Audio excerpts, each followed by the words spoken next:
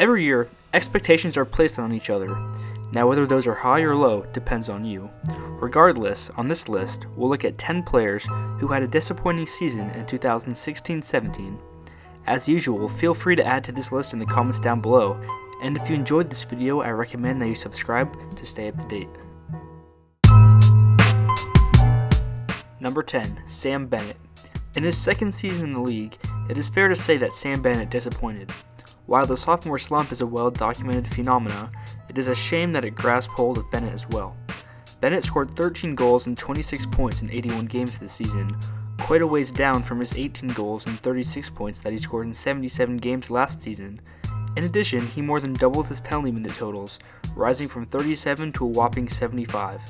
Let's hope Sam Bennett is able to rediscover himself next season. Number 9. Jimmy Hayes.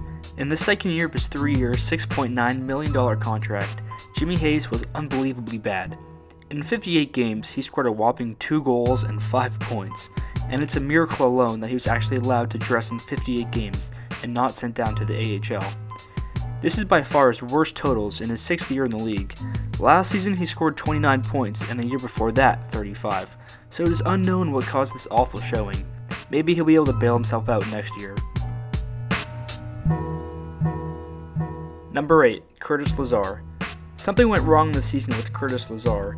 In his first 2 seasons, he recorded a respectable 15 and 20 point seasons. However, this past year, Lazar hit a massive wall.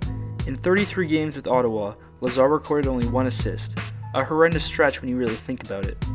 After much publicity about his struggles, he was sent down to Binghamton to recover his game, but sadly in the AHL, he simply continued his awful stretch of play. However, at least he scored a goal.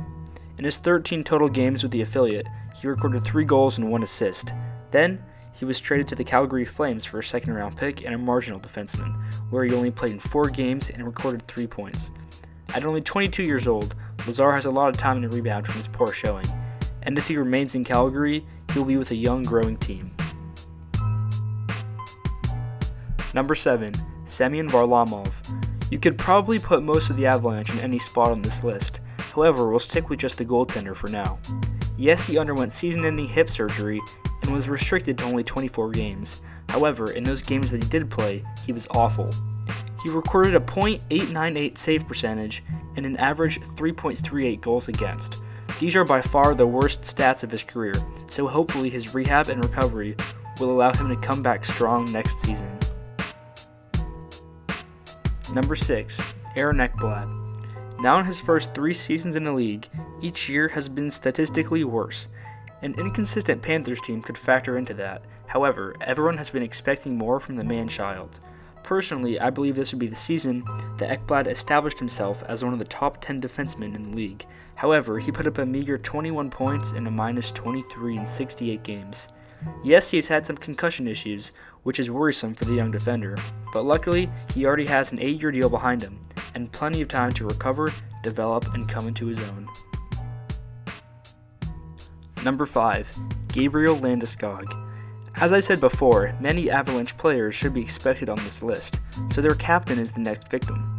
In reality, one could argue that the Avalanche made a mistake in naming him a captain at such a young age. However, he really has done a fine job thus far. Unfortunately, he joined his teammates in having an off year, only scoring 33 points, a number well off from his usual tally of 55-ish points. Adding insult to injury, he was also largely talked about in trade rumors, so it will be interesting to see if the 24-year-old will remain in a Colorado uniform next season. Number 4. Corey Perry. At 31 years old, any slowing down can be alarming, and in Perry's case, the alarms may be ringing. This season, in all 82 games, Perry scored only 19 goals and 53 points. Decent numbers still, but well off from his usual 30-goal seasons and only 3 years removed from his 43-goal campaign. Perry's point totals have been dipping over the past couple of years. However, he has generally been able to keep up his goal totals, but this was not the case this past year. Will this just be one off year, or will this be the beginning of the end for Corey Perry? Number 3. Ben Bishop. What can we say, Ben? You blew it. This was your contract year, and you screwed yourself. After several seemingly superhuman performances with the Tampa Bay Lightning in both the regular seasons and the playoffs, as well as Vezina nominations, you blew it. To cash in on yourself and sign that one big contract, you just needed to keep up your play for one more season. After a disappointing .911 save percentage in 32 games with Tampa, and an even more disappointing .900 save percentage in 7 games with LA, he saw the effects of a bad contract year. Despite his drop-off, Bishop just signed a 6-year, $29.5 million contract with the Dallas Stars, an enormous sum of money, but well off of the rumored 6-year, $40 million contract that was set to be on the table from Calgary this offseason. So Bishop's poor play cost him about $11 million, but let's be honest, at the end of the day, he's still going to make $30 million. Number 2, Bobby Ryan.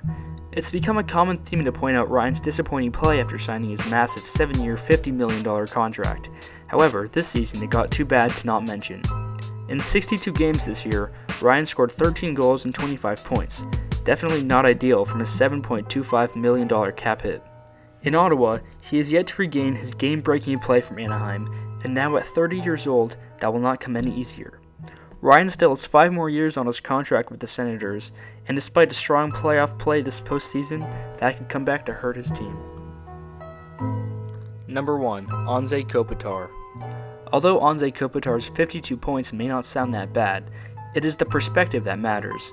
He just completed the first year of his 8-year, $80 million deal, and he scored 12 goals.